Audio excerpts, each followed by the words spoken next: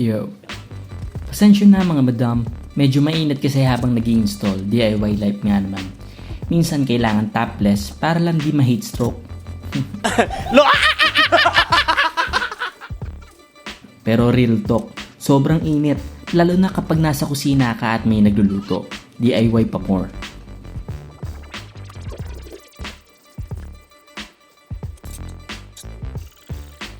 Okay guys, after 2 years ng paggamit namin ng gas range, finally, naisipan ko ng palitan. So ito na nga yung nabili ko, yung Astron GS 9090. Hindi ko alam kung maganda siya or hindi, pero based sa feedback sa reviews, okay naman daw. So, I'll go for it na. Saktong-sakto yung size niya sa tiles ng counter.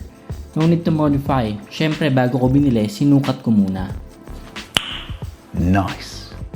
Gently pinatong lang natin tapos connect sa gas hose and test fire natin mamaya.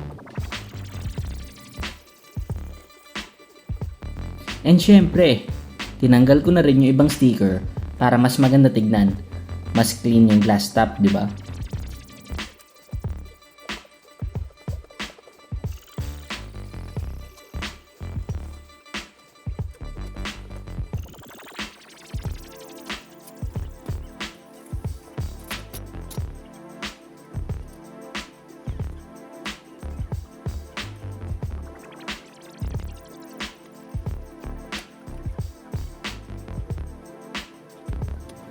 Onting paalala mga dudes, always double check for leaks before gamitin ha.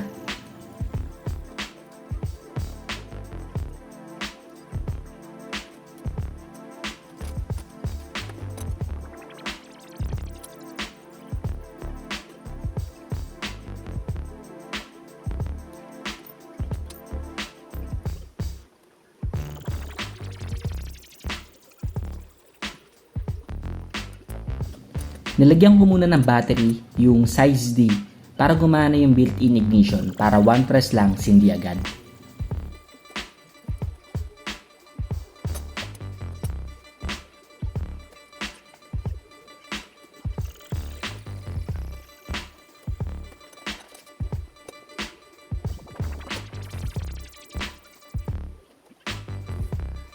Ayan, off-flame test pass, ready na ulit magluto si Mrs. Ang ganda ng finish niya, black tempered glass with 2 built-in burners. Panalo.